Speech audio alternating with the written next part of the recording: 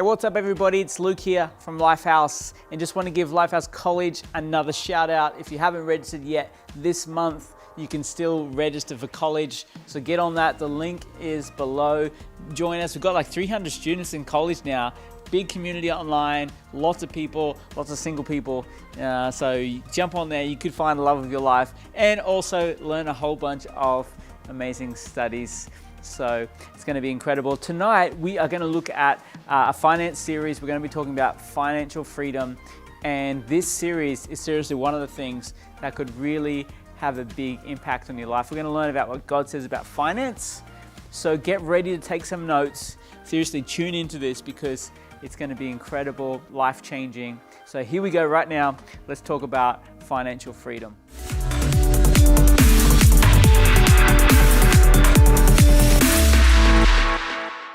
Well, hey everybody, and welcome to step 4 of 7 steps to financial freedom.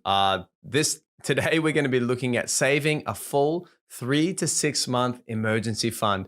If you're joining us for the first time, my name is Josh. I'm one of the pastors here at Lifehouse, and hey, we're just committed to helping you step into financial freedom and all that God has for you financially in your life. And so this is a great step. So let's not skip over this. Let's do this well. And then we're going to move on to even more fun things like investing, building wealth, saving for the future, and leaving a legacy. So step 4, saving a full 3 to 6 month emergency fund. I want to encourage you during this step, what we're doing is we are getting ready for a rainy day. Who knows that there's rainy days in life? We don't want them, but sometimes there's financial emergencies. Sometimes there's job losses, and you should be ready for them when they come. And a full emergency fund, this is like an umbrella for a rainy day. You don't always need it, but you need to have it handy because you don't want to get wet, and you especially don't want to get soaked. You don't need it often, but when it rains, hey, nothing to worry about. It's an inconvenience, but you just put up that umbrella and you're safe from the rain. Proverbs chapter 6, verse 6, it says, "Go to the ant, you sluggard. Consider its ways and be wise. It has no commander, no overseer, no ruler, yet it stores its provision in summer and gathers its food at harvest time." So what can we learn from the ants about storing up resources for the future? Well, I can see a few things here is that the ant is not lazy. Sometimes laziness doesn't catch up to us today, but it will catch us up to us tomorrow or next month or next year. So let's be wise. Let's be learning. That's why you're part of this course. I can see that it says it has no commander, no overseer. No one's going to follow you up. No one's going to make sure you do this. Now, your connect group leader, your coach, your pastor, they may assist you. They may encourage you.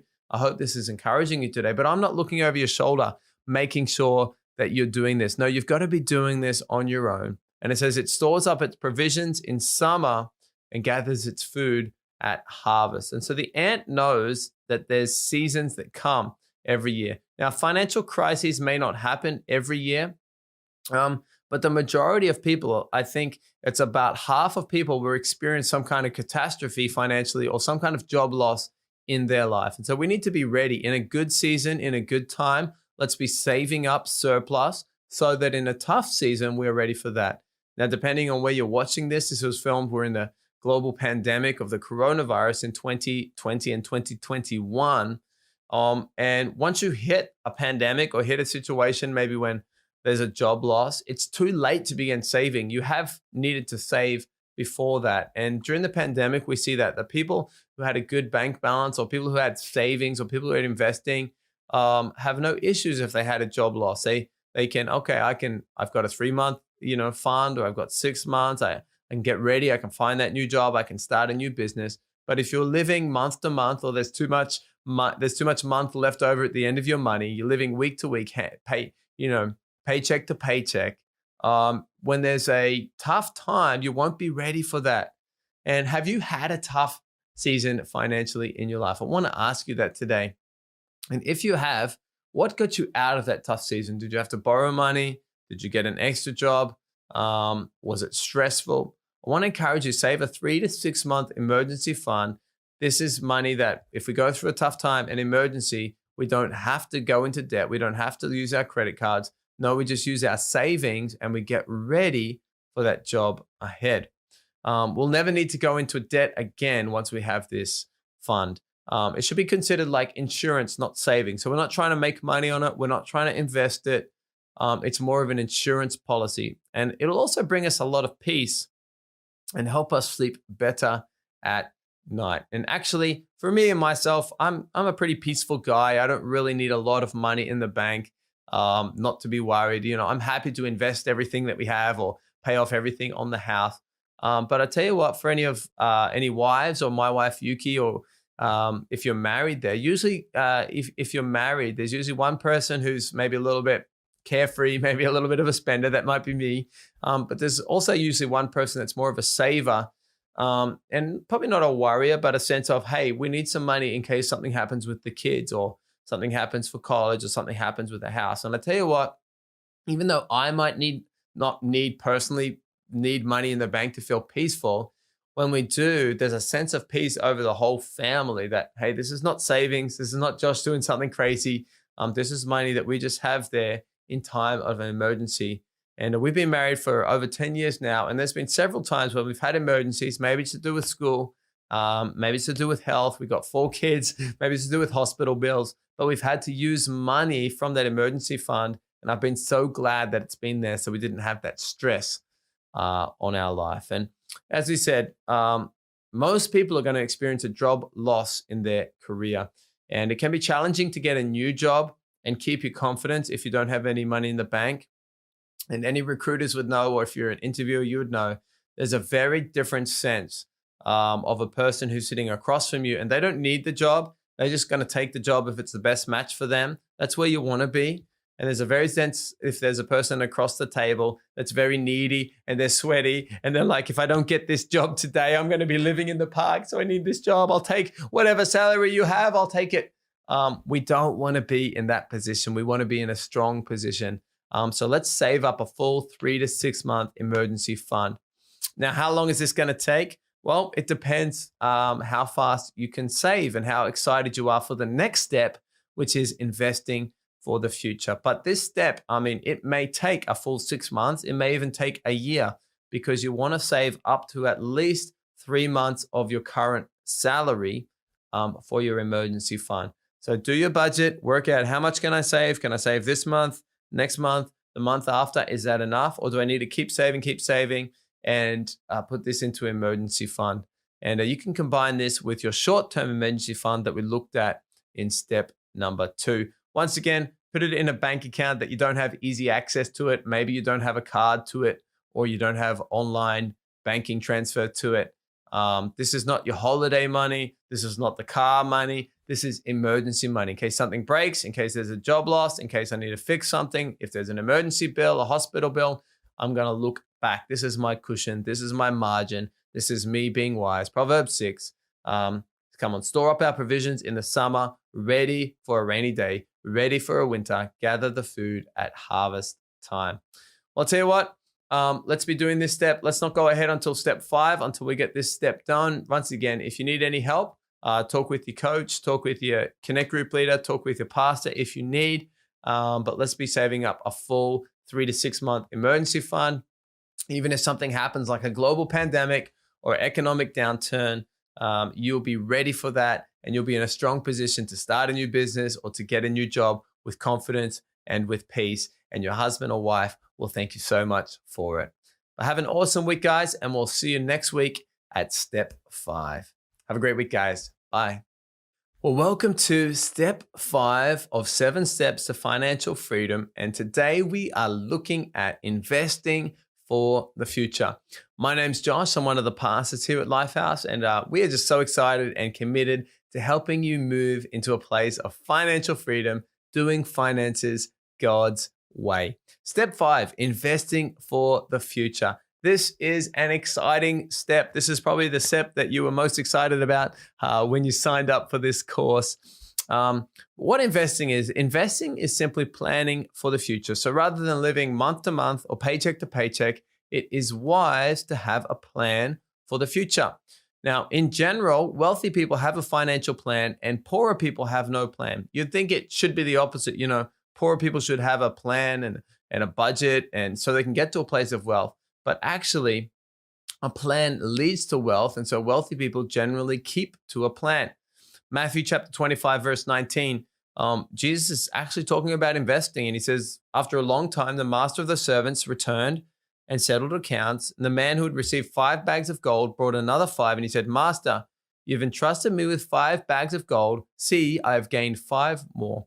And his master replied, Well done, good and faithful servant. You've been faithful with a few things. I will put you in charge of many things. Come and share in your master's happiness.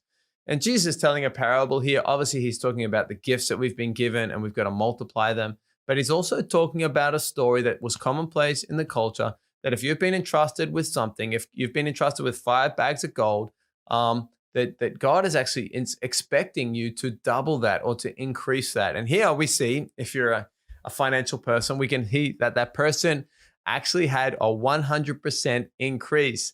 That was a good increase. Now, I don't know how long the master was gone. Maybe he was gone 5 years. That would mean he'd have 20% increase every year or something similar to that. And yes, God's given us gifts. He's given us talents, but he's also blessed us with those talents to work. And with that work, we're actually earning money.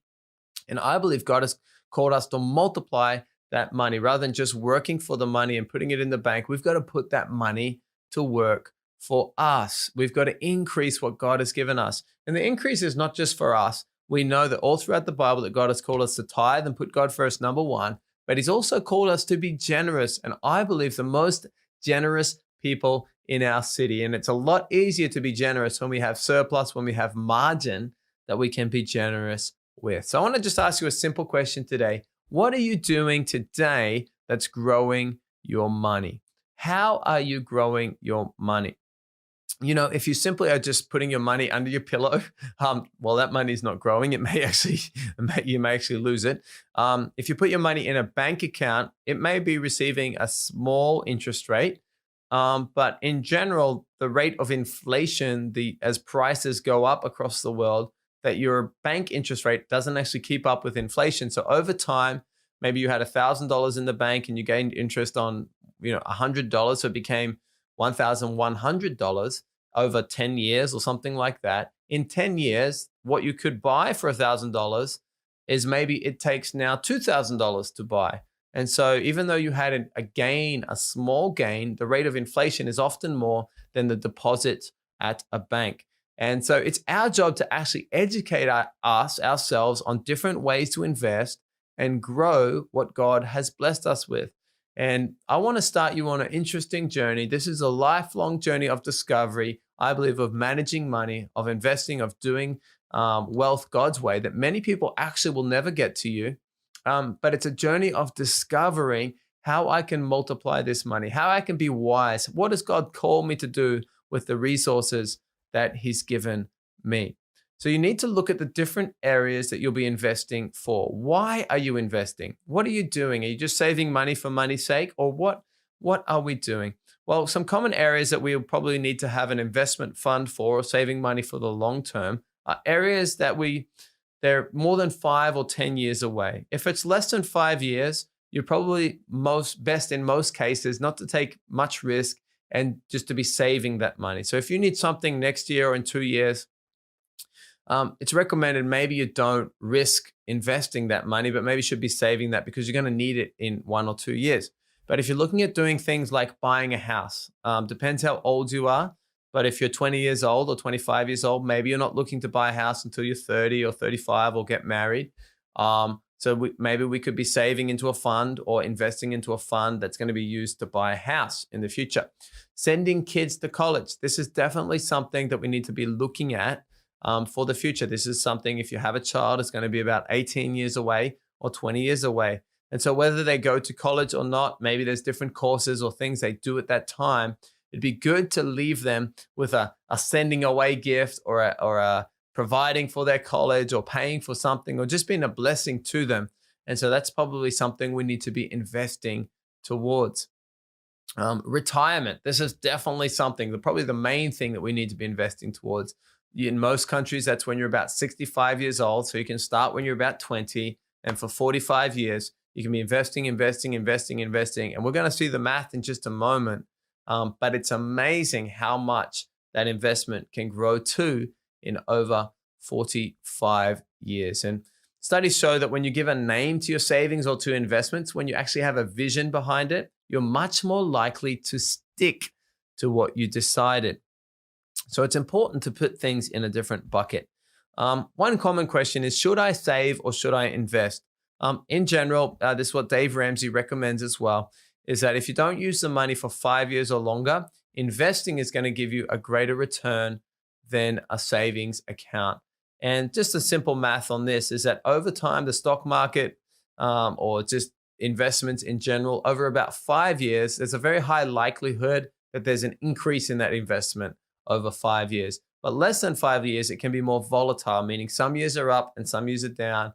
And if you're going to need the money next year, don't risk your money this year because maybe there's a downturn in the market or a downturn across the world economically, and you may have less money next year than when you started with. But over 5 years or longer, in general, you'll do well with investing. So what types of investments are there? Well, from the church perspective, we're not going to give you advice into what you should do or what you shouldn't do, but we can have a look at different types of investments. And hopefully these should trigger a little bit of interest on your side that you can look into this. So if you're investing in the long term and assuming an average amount of risk, the most common forms of investing are called mutual funds.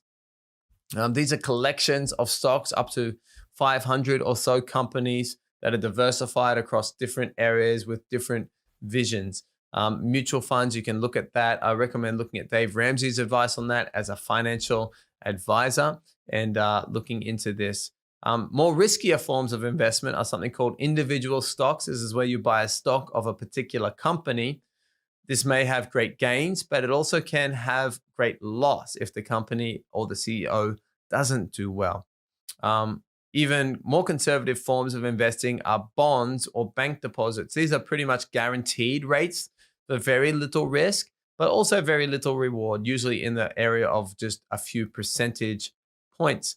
So other types of investing are also starting a business or buying a business, buying real estate. These are all forms of investing. Other crazy forms of investing, maybe more riskier, things like cryptocurrency or going to Las Vegas and betting everything at the casino.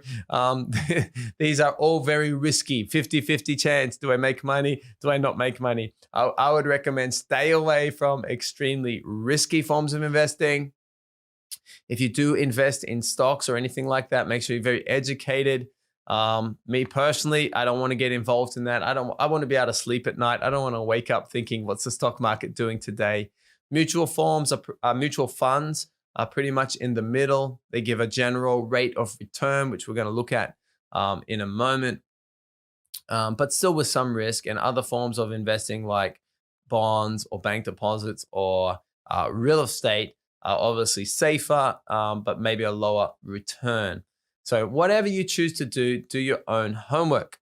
So let's have a quick look at mutual funds because this is what Dave Ramsey recommends for most people. This is what most people's retirement accounts contain, mutual funds. So you need to understand what a mutual fund is. The biggest, most common mutual fund in the world is called the S&P 500. It's basically the top 500 companies in the world or across the United States.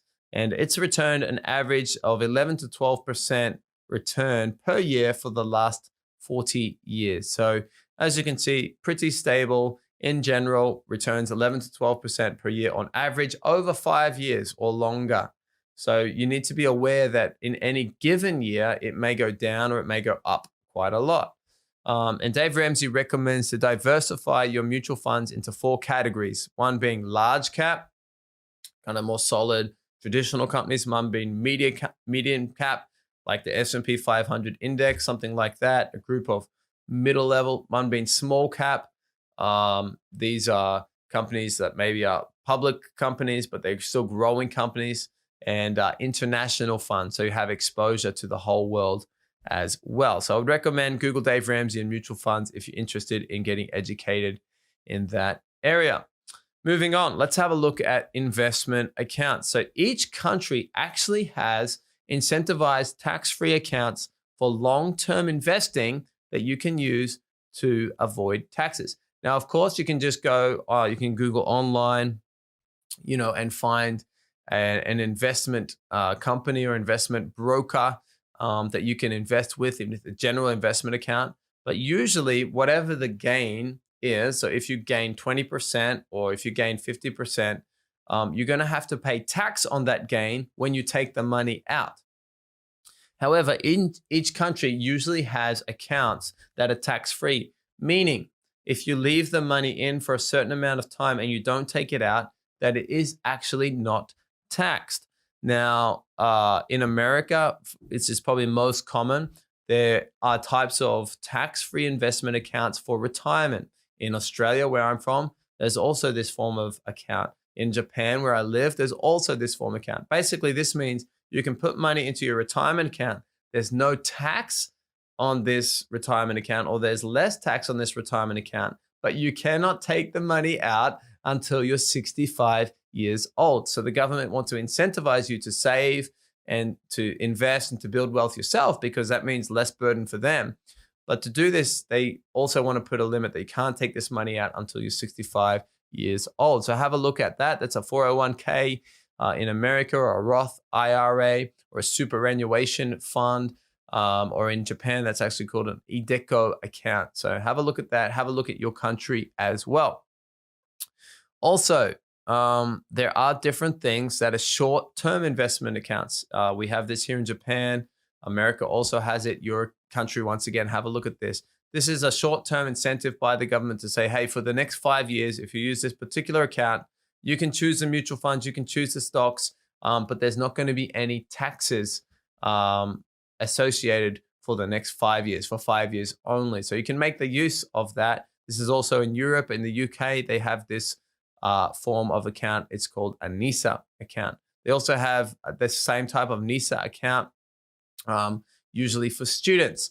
This is the same concept as retirement account, but it's your money that you're saving for your kids, and they can't take the money out though until they're 18 years old. So there's no taxes on the gains, but once again, there's a time limit on it. They cannot take the money out until they're 18 years old. So you can make the most of that, because the taxes will add up, because as you're gaining money in the future, when you take that money out, you will have to pay taxes on all the money that it's accrued, or all the gains and retirement accounts. So usually only at 60 years old, but there's tax-free retirement investing. Once again, do your homework, have a look at your country, and Google either retirement account or college accounts, investment accounts, and have a look in your country which applies for you. But even if there isn't any tax-free accounts that apply to you, still use a standard securities account, which means you can add money anytime, withdraw money anytime, but you will need to pay capital gains tax, usually on the gain, which is not tax on your own money. It's just tax on the amount that's increased. So if you invested $10,000 and that grew to $20,000 over time, you had a gain of $10,000. So usually you'd have to pay something like 20% tax on the gain. So it is a tax, but it's actually only a tax on the gain. So you don't need to feel too bad about that, because you actually did make money. Awesome. Well, let's have a look at buying a house. So this is another form of investment. Of course, some people are going to agree. Some people are going to be renters. Some people are going to be buyers. Some people are going to be big into real estate. That's okay. You can disagree. I've got the microphone today. In general, from what I've seen, from what other people have seen, from what wealthy people do, in general, it's a good thing to buy a house if you're going to be living in that area for at least 2 years or more. So have a look at your area. Are you going to be there long term? You don't want to be buying and selling a house all the time, because oftentimes you'll lose money because there are fees associated with buying a house. And when you buy a house, it's good to at least have 5%, and preferably 10% or more, 20% would be awesome, of a down payment to get the best interest rates for your home loan. So once again, this is up to you. There's no judgment there if you have 0% down or 5% down or 10% down. If you can buy a house and you've got your full 3 to 6 month emergency fund, save up what you need, talk with the bank, talk with the real estate agent, and you can buy a house. But it's good to have a deposit down, because if you have a deposit down, you can get a good interest rate from the bank. Oftentimes, they may give you money based on a 0% down type of loan, but the interest rate will be very high. So you do want to have some money saved up to buy a house. And don't buy a house if you have other debt, because what happens is your debt moves into your spare bedroom, and something goes wrong. Maybe the air conditioner breaks, maybe the heating breaks, or something will happen. And so I really want to encourage you, don't buy a house if you have other debt. Pay off your university loan first. Get a full 3 to 6 month emergency fund ready, especially when you own a house. There's things that you have to pay. If something breaks, it's actually yours, so you have to pay it. If you rent, usually the owner would fix it, but when it's yours, you have to pay for those repairs or pay for those taxes. Retirement. So how much should you be saving for retirement? Well, a good rule of thumb is to invest about 15% of your income for the future when you won't work.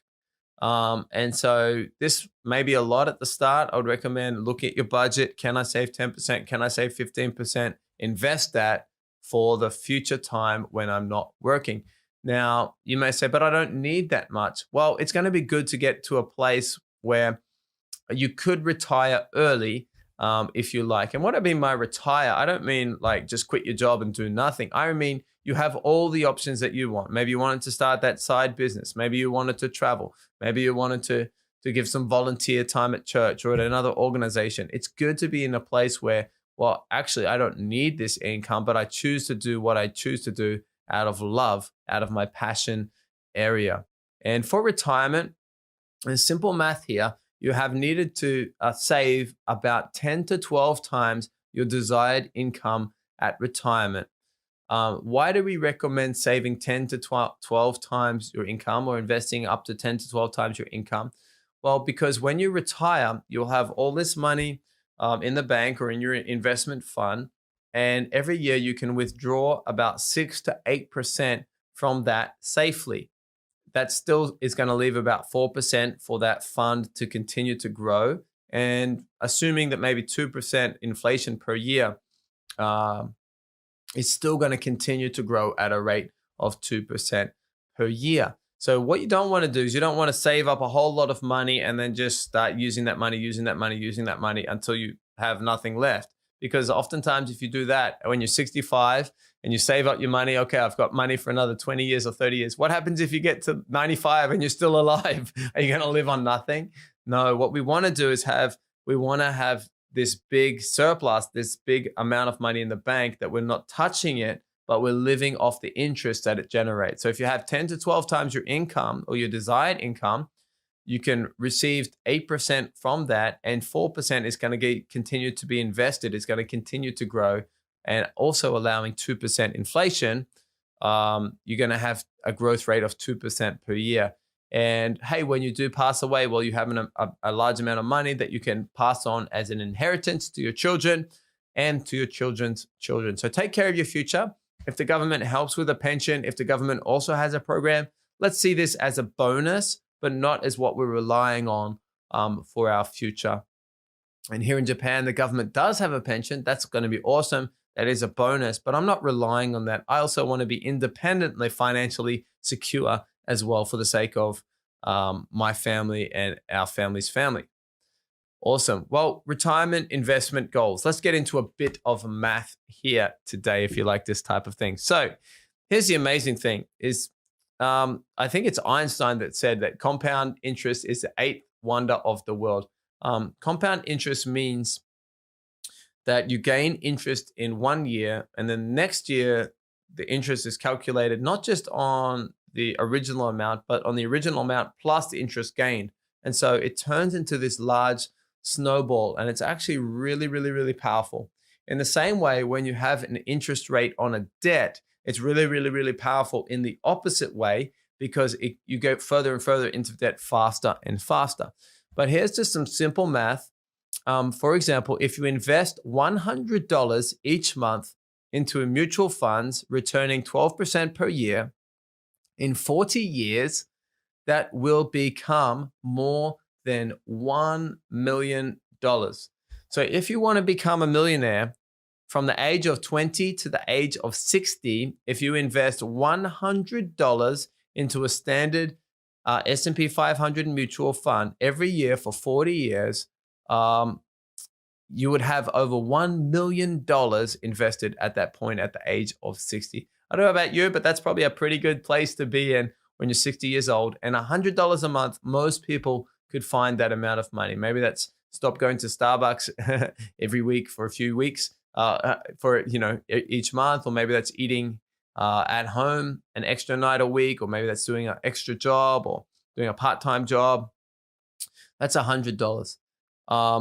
Here's the biggest thing. Here's the craziest thing.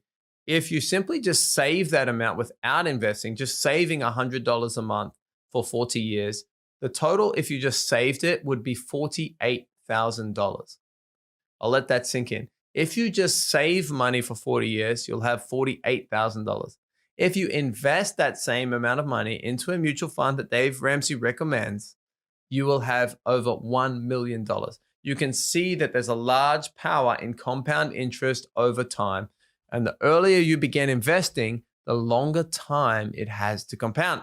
So you might want to start today. Let's start today. If you're ready for step 5, if you're not ready for step 5, let's go back. Let's get a budget. Let's save an emergency fund. Let's get out of debt. And then let's look at this step.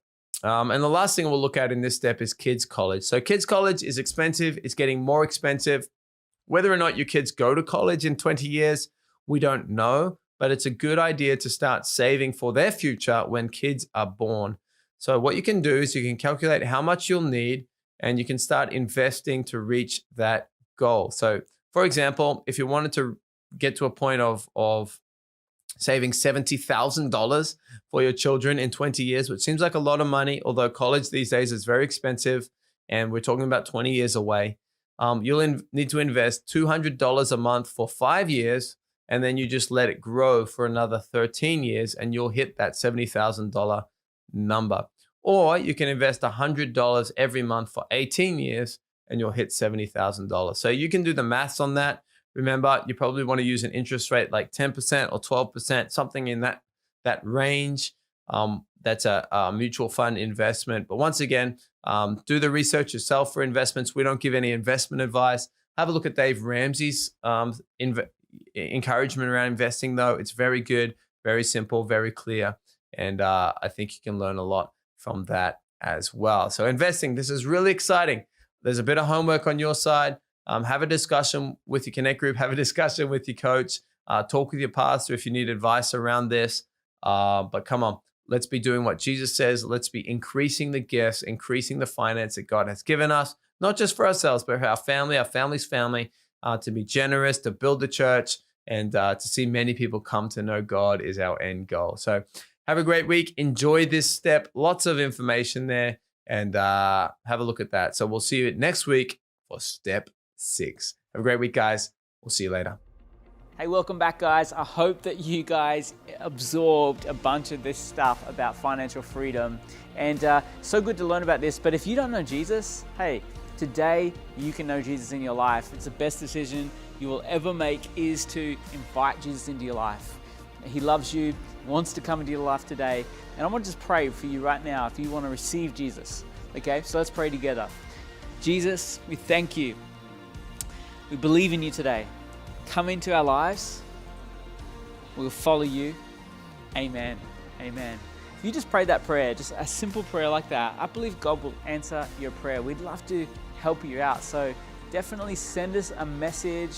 I'm sure there's a local pastor where you are who would love to get in touch with you and just help you walk that journey with following Jesus.